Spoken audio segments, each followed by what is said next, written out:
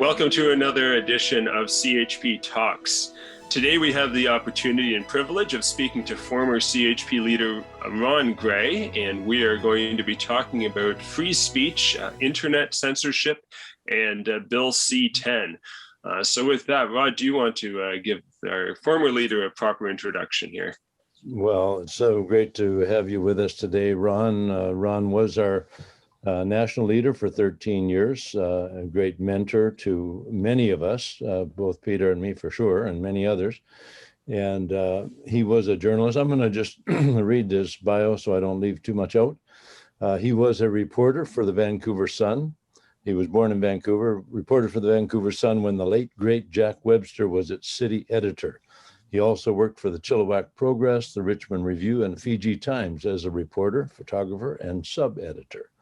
He was later regional PR officer for the CBC in Vancouver, then joined the Trade Commissioner Service of the federal government. He was assigned to open and manage a tourism promotion office in Cleveland, Ohio. Later, he helped launch a new federal agency called Information Canada, the precursor of today's Service Canada, and opened and managed its two first field offices in Winnipeg and Vancouver. Ron also served as public relations and publications director on the founding administration of Fraser Valley College, precursor of today's University of the Fraser Valley.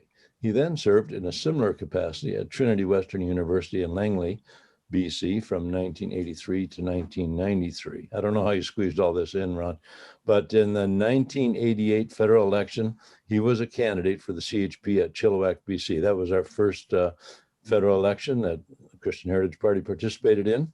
In 1995, he became national leader of the CHP, and he was in that role until 2008. Since then, he's been active in the BC wing of the CHP, worked with Roadkill Radio on the internet, and with Culture Guard. He is an elder at Shabbat Shel Shalom, the Sabbath of Peace Messianic Fellowship in Abbotsford, BC, where he lives with his wife of 35 years, Janet. And currently, Ron is on the board of Compass Community Learning Centers, a new venture working to provide a Bible-based alternative to the taxpayer-supported public school system and to make it more affordable to more parents. So, Ron, with all that, we would just want to thank you as a friend, a mentor, and a model of citizenship and journalistic integrity. Thank you for joining us today on this important topic. Thank you, Rod. That's a long list. It took 87 years to get all that in. So, anyway, I'm honored to be asked to come back and do this conversation with you and Peter. Peter and I go back a very long way, back to my very first year as leader of the party, when Peter was so young. I won't tell you how young he was, but in February, in the northern part of Greater Toronto, this kid went door to door with me in snow and wind and cold. And he was a stalwart campaigner then, and he still is. Good to see you again, Peter. Good to be with you. Great to. I must say, I'm always looking for an angle in which I know that your wisdom will bring light to a subject, and certainly not the least with what we need to discuss today, which is Bill C-10.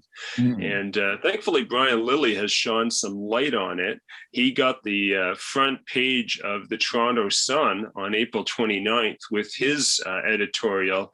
And it took up the whole front page, big picture of Trudeau and Stephen Guilbeault. And the tagline is, with dangerous Bill C-10, the most anti-internet government in Canadian history, angles for full censorship powers over the web. And the big bold letters below say basic dictatorship.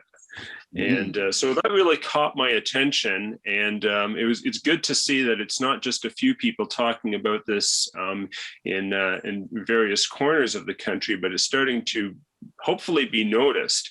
And so, Ron, with your journalistic background and experience, I thought that we should ask you about censorship and about Bill C-10. Well, thanks, Peter. Listen, there's a couple of background items to this that I want to put on the table that we can talk about a little later, because this is more than just Bill C-10. First of all, let's look at the lead up to it. When Justin Trudeau created a multi-million-dollar slush fund from which he could support newspapers and broadcasters across Canada, whom he found responsible. But that means friendly to his Liberal government. So he started by getting publishers. And look, I know journalists. I respect most Canadian journalists. I respect their integrity. But the publishers only look at the bottom line.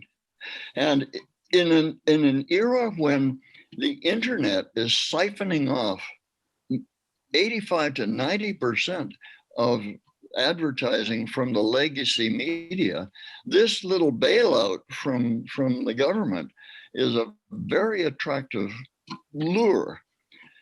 And once he's got them on the hook, then along comes this guy, Stephen Guilbeault. And I want to remind you that last November, when he introduced this bill, he made a promise. Wait a minute, I'm going to read it to you here. He made a promise in the House of Commons, and he said, user-generated content, news content, and video games would not be subject to the new regulations. But this amendment that he's proposed, and which has been rubber stamped by the Liberal caucus in Parliament, is a 180-degree turn on social media. So this is kind of, slip something in, say, but oh, don't worry, we're never going to do that. But then puts in an amendment that gives them the power to regulate everything that goes across the internet. Potentially, that's the state of Bill C-10. And I imagine what Brian Lilly is referring to when he talks about basic dictatorship is Justin Trudeau's statement several years back now, when he was speaking to a women's group in the Liberal Party and said, I have a certain admiration for China and its basic dictatorship. Mm. Well, this bill C-10, if it passes our Parliament, will in fact give our federal government, through Stephen Guilbeault's department, control over the internet like what China has. It is the free speech rights of every Canadian who uses the internet either to express themselves or to receive information. That freedom is out the window. It may be in the Charter of Rights and Freedoms, but you know that Section 1 of the Charter of Rights and Freedoms says that if it's reasonable in a democracy, reasonable according to whom? Well, according to the ones who enforce these things. This really is a full-on attack against freedom of expression in Canada. And I also want to link this to the World Economic Forum. That's the gang of billionaires who meet at Davos, Switzerland once a year in order to decide what our future is going to be like. And they have been talking now for more than 10 years, and for 3 years openly, about a great reset that will change the whole economic climate of the world. And Justin Trudeau is on record as having spoken to a meeting in New York where he said, this pandemic opens an opportunity for us to bring in the Great Reset. When you have Klaus Schwab and Justin Trudeau talking about this mammoth change, and then someone of the radical nature of Stephen Guilbeault comes along and says, well, let's regulate what goes out on the internet, because there are some people who say things on the internet that we don't like. Free speech, freedom of speech, depends on people being free to say things that people in authority might not like. The idea of free speech is the liberal exchange of ideas back and forth, and the assumption that we, the Canadian public, have sufficient judgment and intelligence to sort out for ourselves what we do and do not want to accept among the free exchange of ideas. That goes out the window when the government wants to be a nanny to protect us from the vague possibility that we might hear something that would wound our little ears.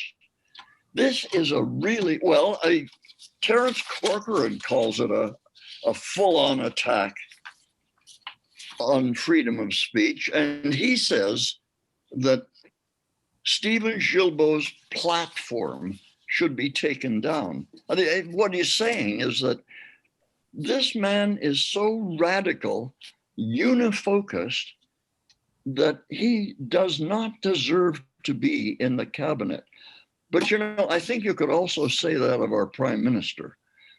The two men are both radicals, radical in the Marxist sense that they want to give us a controlled economy, a controlled society, and they want the controls. That's where we are. And Bill C-10 opens a big barn door for them to march through that. Yeah, there's nothing more chilling, I think, than the idea of having the government in power controlling every avenue of publication. And now with the internet, we have had for some years now the privilege of doing an end run around the sort of the state-controlled mass media, the ones that Trudeau is passing money to, CBC with $1.5 billion a year. Yeah. 595 million to other legacy media, as you say. But with the internet, we have had the privilege for some years of at least having a venue that we could have local input, grassroots input, and people could hear ideas that they're not going to hear on the mainstream media. Now, if they close that door, we're back to, I mean, every dictatorship has begun with the idea of censorship and control of the message. I've been reading lots about Nazi Germany and communist Russia, and you know, it goes on. But that is the human desire, the sinful human desire to control not only what other people do, but what they think. And if they can control what you think and what, you know, how you understand the world, then they can control what you're going to do and where your loyalties are going to lie. Yeah, the internet 30 years ago was kind of the Wild West of ideas. Now, we have lost a lot of that freedom already to big tech, because the big tech companies, the one, FANG is the acronym for it. That's Facebook, Amazon, Apple, Netflix, and Google, right? FANG. They exercise kind of monolithic control, and that is in itself a problem. But the answer to that problem is not Stephen Guilbeault, not by a jugful. No, the answer is to make them responsible as publishers. The big internet platforms have a freedom from legal liability for what goes on, which is kind of similar to a telephone company. The telephone company gives me a phone and gives you a phone, and it gives us lines that connect them. And I can call you up, and the telephone company has nothing whatever to do with what I say. Now, I may say some things in that conversation that they won't like, that you won't like, that somebody else won't like. But the telephone company is not liable for what I say. But if we make the big platforms on the internet publishers rather than public fora, then they become responsible for their internet control. If they impose censorship and allow this and don't allow that, then they become publishers, and they would be legally liable for the decisions that they make. If they just let anything go and we have complete free speech, they would be then they'd be off the hook. But they're not doing that, and they need to be controlled. But the answer to control is not to put everything in the hands of Stephen Guilbeault. That's the wrong answer to an important question. Right. Yeah, the prosecution of crimes.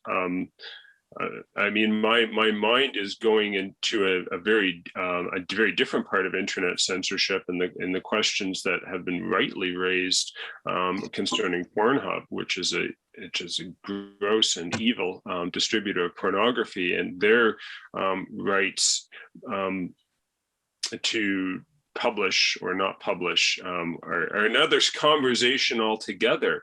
But I think that it's an important one to consider, because we're talking in those cases about no consent, about crimes against victims that are in fact being uploaded, and those things must be prosecuted. But that is still a different matter than the freedom to speak your mind, is not the freedom to rape and assault another person. Well, we've gone the wrong direction, and censorship per se is not necessarily an evil thing. You know, it gets its name from a role in the Roman government. The role of the censor was one to make sure that the public morality and the respect for government was not weakened. That's still a worthwhile thing to do, but that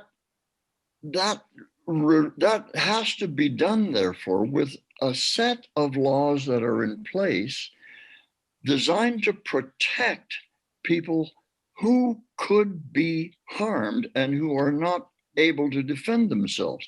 And in the case of pornography, that's women and children primarily. And so pornography was at one time a crime in Canada and in the United States.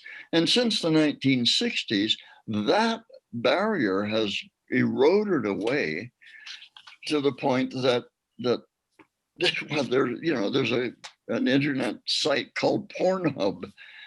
I mean, there's lots of them that they make their business. That is their business. They do this. Protecting society from invidious harms like that is a worthwhile objective of government. We should look at what the Bible says about government. Why did God create government? To reward those who do good and to punish those who do evil. Yeah, to execute that job description, you must have an immutable standard of good and bad. The Bible gave us that, and while that was the core, we were able to regulate society. And there were things that we were not allowed to do in public. And there were even things that we were not allowed to do in private that would be harmful to the society and to morality. Some of those things are still illegal, like conspiracy to commit crimes and so forth. But some of them have been blurred, the boundaries have been blurred. But again, the answer to that problem is not Stephen Guilbeault. The answer to that is not to put all of the control of the internet into the hands of a man with a single-minded focus that industry is bad and must be broken and brought down. It is not to put the control of communications in any media, whatever, in the hands of people who say, We must have central control and planning of the economy, of the communications. That's a Marxist idea. Marxism always devolves into that kind of centralized control, because without it, people will actually do what free people do. They'll do enterprising things on their own, and there will result inequities. The inequities are not blamed on the system. The inequities are the result of people having different talents, different inclinations, different willingness to work. That will produce inequities. We have to live with that. That's where progress comes from. One set of ideas produces better results than another, and therefore we go to that set of ideas. That is what led us into free enterprise economics, which has lifted more people out of poverty than any other economic system ever tried in the world. Marxism and socialism has been the very opposite. It has always driven people into poverty and unfreedom. Venezuela is a splendid example of that. 2 decades ago, Venezuela had a higher per capita GDP than Canada, because it sits on one of the world's very largest oil reserves. Today, people in Venezuela, according to one report, have lost an average of 20 pounds per person because they don't get enough food. Gasoline is only 50 cents a gallon, but it's not available. So it doesn't matter what price it is. Their entire oil industry. Socialism has utterly destroyed Venezuela. It will utterly destroy Canada if we allow central controllers like Stephen Guilbeault and like Justin Trudeau and like Jagmeet Singh. If we allow them to take control of our lives, of our speech, of our communication, of our economy, we will go down the same tubes. It will inevitably happen. Well, we're going to pause this conversation and pick it up again for the next episode. One thing that I'll just encourage is reach out to Stephen Guilbeault's office. He's the Canadian Minister of Heritage, and phoning his office and telling his staff, his people, that you do not think that Bill C-10 is a good idea, that you think that it should be scrapped, would be a great thing to do. Also, if you have a member of parliament in your area who is either Liberal or NDP, they're the two that seem to be most gung-ho on this bill, phone them up and tell them that you think that they better not vote on it and that it's contrary to the Charter rights to freedom of speech, and that it will have a chilling effect on free speech for Canadians. Any of those things, but we've got to be telling our members of parliament that Bill C-10 is a bad idea for Canada. It's against our culture and bad for our future. Perhaps we should remind them that this is a bill that will destroy Canada's heritage. The Minister of Canadian Heritage should not be doing that. Absolutely. Well said. Yeah. Well, Ron, thanks for joining us for this episode, and we look forward in the next segment to talk about media bias. And this, of course, is an aspect of media bias imposed by the government through the internet. But media bias was there before the internet was there. In fact, maybe before the legacy media we know about. It's always been the intent and purpose of dictators, whatever form they come in, to control thought. And so we want to talk about that next time we come together. So thanks very much for joining us today. So with that little intro, we hope that you'll join us next time for another edition of CHP Talks.